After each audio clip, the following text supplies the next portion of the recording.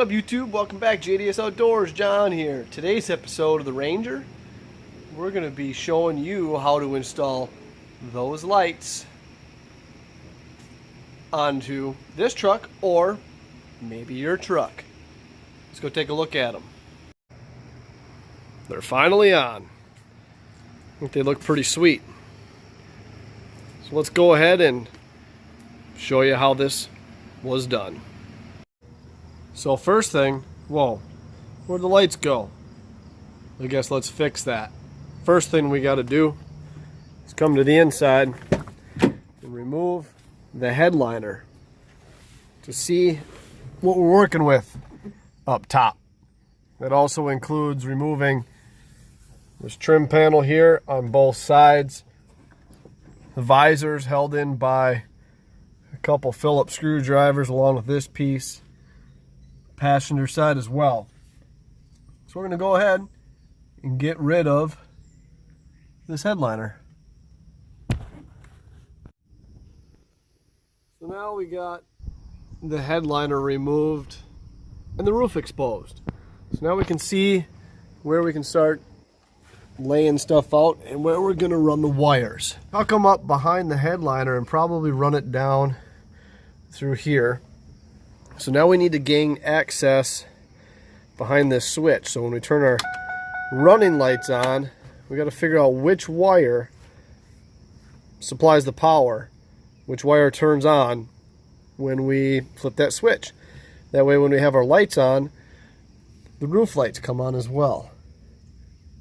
So some trucks, it depends on your truck, you can tap in right behind the fuse box here. You can pop this panel off and find your fuse, but according to the owner's manual on this truck, there are 3 different sets of fuses that control the daytime running lights, which is this center position here for your daytime running lights. For the ease of install on this truck, I'm just going to pop this panel out, and I got one of them tester lights right here. I'm going to turn the switch and see which light or which wire lights up as soon as I flip that switch. So I'm gonna go ahead and gain access behind here and show you what I find. So now we have access behind the switch. I'm gonna take my handy dandy light, and I found 2 sets of wires that don't have any power when the running lights are off. And then turn it on here. And now it lights up. Same thing with this upper blue wire, lights up, but you turn it off and it's off. So that means we got 2 wires. One must go to the front, one must go to the back, that are controlled by that switch. But that's right there, that's the 2 wires we got to hook up to.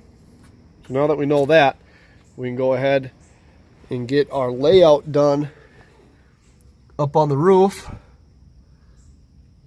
Start drilling some holes. So let's go look at the lights that I bought. So I went ahead with these Parts AM lights off of Amazon. I believe they're like 30 bucks, but thought they looked pretty sweet. They're clear lenses, and they have the LED, orange LEDs in the front. Simple 2-wire hookup. You can use this plug, or you can cut the plug off and just wire the lights in like normal. Comes with a gasket for the back. We're also going to throw on some silicone as well, just for some added security.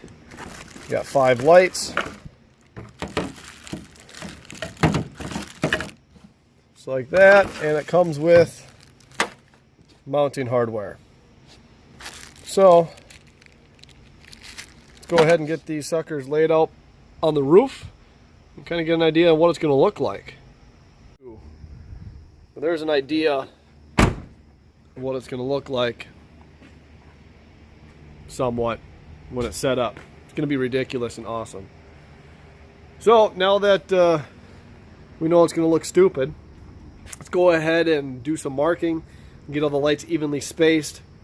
We're going to start off by taking a tape measure, finding the center, very center of the roof, set it back X amount of inches, and get that light set, and then we can measure off of that. So it's very important to get your first light set up properly and completely centered, and then go off of that one for the other ones. So that is the next step. So now we got the first line set up, the very center. I just use a Sharpie, and don't worry, it'll wipe right off with a little bit of brake cleaner. I don't really care about the paint on this truck. Anyways, so now we're going to take the other two lights. We're going to set them up so they look halfway decent, evenly-ish spaced, and then take our tape measure and get a rough idea from the center hole. So that one's about 9 inches. We'll move this over a little bit. Roughly 9 inches and roughly 9 inches. Just to see if we like that spacing. And if we go ahead and like that spacing, then we can make the actual marks on the roof so it looks like this. And now that we got the lines, we want to figure out our setback. So how far back from the windshield we want to have the front of the light, because we want to make that even across all of them. Now, being that the windshield is curved and the roof is curved, your lights will follow that same contour. So now we're going to set our light kind of back where we like it. Well, that looks about a good distance. Take our tape measure and measure back to that center hole. It's about 4.5 inches. So we're going to come back 4.5 inches and make marks on the roof with a Sharpie until it looks like something like that. Got the little dot there, and there. Now I'm going to repeat the process over on this side, and then it's the fun stuff. Drilling holes in the roof of your truck. And for some of you guys watching, maybe your brand new truck. Thank goodness the old Super Duty's already got them, so I don't have to do this. But the little Danger Ranger Mini Duty here needs to match Big Brother. But I'll cut back in a second. Now that we got all the dots in place, now comes the fun part. We're going to go ahead and not get hit by this power line right here and drill right on them dots.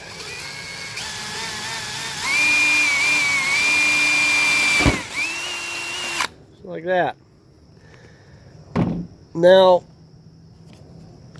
save yourself some time. You got to drill 3 holes. Get this foam insert. It was on the bottom, just like that one. Get your foam insert, drill another hole, get it completely centered.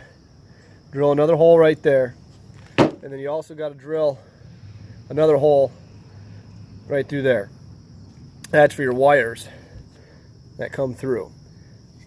And being that we're going to wire this together, we don't need that clip-on, so we're going to go ahead and cut that off.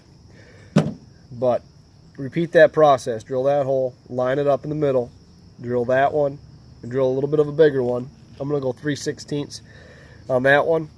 Repeat that process all the way across until it looks something like. Alright, now that you got all 3 holes on each line drilled, you can go ahead and call your girlfriend out, blow off all these metal shavings, or if you're married like me, use an air compressor.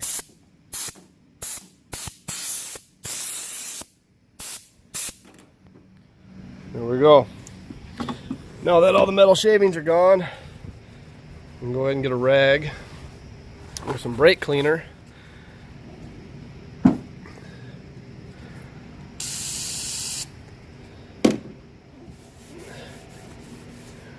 Make them lines go away. Just like that. They wipe right off. Now, I don't know if I do this on some brand new paint, but whatever. Now that all the lines are gone and we have a clean surface, I'm going to go ahead and snip off all of our plugs so they look like that. Put some silicone down so we don't have any leaking roof issues, and get the light screwed in. And the rest is all in the cab. Alright, I'm going to try my best one-handed on this, but we're just going to take some silicone and go around this area where the seal sits, including the 2 screw holes. Just like that. We can go ahead and stick our seal over them 2 holes. Kind of like that there. Apparently I was a little too sloppy. But that's alright. We can peel this off. Clean up that excess.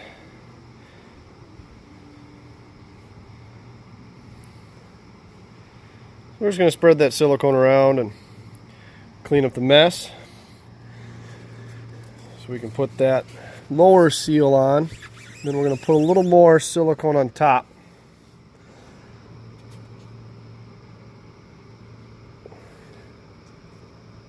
There we go.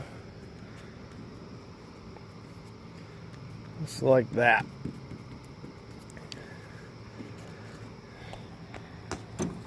Now put a little more silicone on top, just so we have, make sure that we have good seal on this. There we go. Stay lined up with them holes.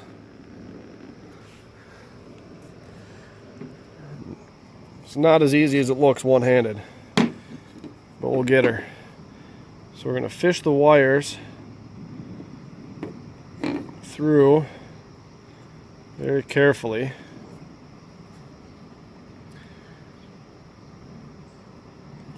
And then we're going to put a dab of silicone on the wires as well. Now this is not only going to act as a sealer, but it is going to lubricate and coat the inside of the metal that we cut. So when the wires pass through it, it's going to essentially glue them in place and keep them from rubbing the sharp metal of your roof. So kind of work that up and down. Twist it so it coats those wires nice and evenly. And set your light in place.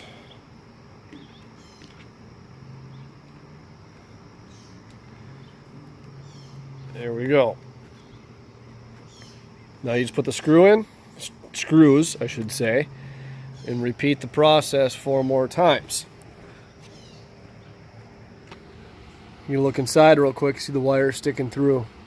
You want to leave, you don't want to do it as far back as I did. I'm going to have to wipe this off so we don't make a mess of our fingers when we work on that. But that was just one-handed, so it sucked. But we'll cut back in when the other 4 are installed. Show you how to wire it up. Now that they're all securely mounted in place, we're going to go ahead and hop back inside and look at the dangling wires and start hooking them up. So the way these ones work is the black is your positive and your white is your ground. So we're going to go ahead and daisy chain all of the whites together, which are the grounds, and find a spot up here to ground them out at. And then we're going to daisy chain these 2 over here, these 2 black ones together. And then we're going to do this one, and this one all in one as well. And run all the wires down the pillar to behind the switch here. So we can go ahead and hook the wires up to those 2. So that is what the next step is. Alright, so now we got all of the grounds daisy chained together and grounded to one location. Next step is all the positives. Alright, now all the positives are daisy chained together, at least in our two banks. We got the first bank here and the second bank here running over, and it will run down this pillar here. It's just laying kind of loose. But it's hooked up now behind the switch. So let's turn it on and see what happens. Look at that.